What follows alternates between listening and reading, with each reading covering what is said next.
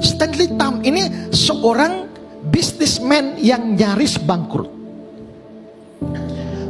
Usaha apapun yang dia lakukan gagal dan selesai. Dan satu kali dia mau masuk kepada bisnis plastik. Lalu dia berdoa kepada Tuhan, Tuhan, saya sudah berulang kali gagal dan sekarang saya mau masuk bisnis plastik ini. Apakah Tuhan kehendaki? Kalau Tuhan kehendaki, Tuhan buka jalan. Dan saya berjanji Tuhan, kalau Tuhan memberkati pekerjaan ini, saya akan setia memberikan persembahan persepuluhan. Lalu dia masuk bisnis plastik itu dan ternyata maju. Begitu maju, dia setia memberikan 10%. Dan Tuhan tambah berkati dia. Satu titik dia bilang, Tuhan, karena Tuhan sudah berkati saya nggak kasih 10%, sekarang 20%. Maka dia kasih 20% setiap bulan.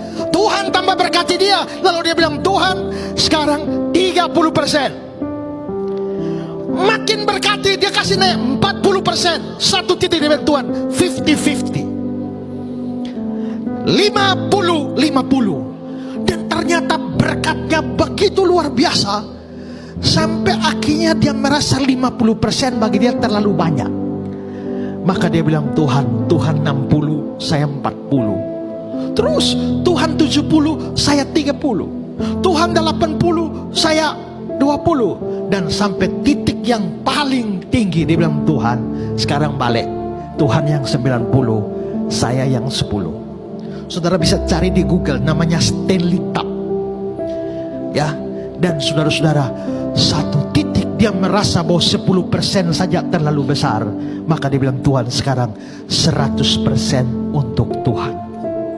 Maka namanya perusahaannya Plastic Corporation itu diubah namanya di notaris menjadi Jesus Christ Company, perusahaan Yesus Kristus. Dan seluruh hasilnya itu diberikan untuk pekerjaan Tuhan. Maka sekarang duit banyak. Sekarang duit yang banyak dibikin apa? Maka dia bertemu dengan seorang yang namanya Coleman. Dan akhirnya mereka dua berpikir, uang yang banyak ini harus dipakai untuk kemuliaan Tuhan. Maka marilah kita dirikan sebuah lembaga misi yang namanya Oriental Mission Society. Maka dirikanlah suatu lembaga misi, Oriental Mission Society. Dan lembaga ini bertujuan kirim misionaris ke berbagai macam negara, beritakan Injil. Dan kalau Injil sudah dikirim ke negara itu, misalnya masuk India, ada misionaris dari OMS masuk India, bendera India berkibar di depan Oriental Mission Society di Amerika. Begitu juga semua negara. Pada tahun 1975 ada seorang perempuan muda dari Skotlandia. Dia datang ke Oriental Mission Society dan dia bilang, saya Tuhan panggil menjadi misionaris di Indonesia. Maka perempuan muda itu yang bernama Nancy Gill akhirnya dibiayai oleh Oriental Mission Society datang ke Indonesia.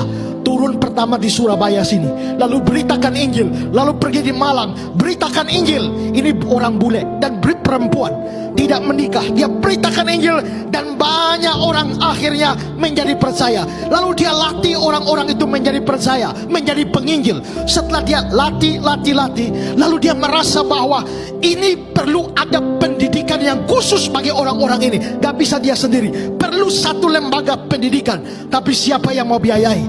Lalu dia sampaikan ke Oriental Mission Society di Stanley Tam. Dan akhirnya dari Oriental Mission Society itu mendirikan sebuah sekolah untuk melatih para penginjil dan mempersiapkan para hamba Tuhan. Dan pada tahun 1995 ada satu anak dari NTT sana yang datang ke Malang untuk bersekolah di sekolahnya Stanley Tam itu. Dan tahun 2000 dia selesai. Dan pemuda dari NTT yang dibiayai Stanley Tam itu yang hari ini berdiri di depan saudara.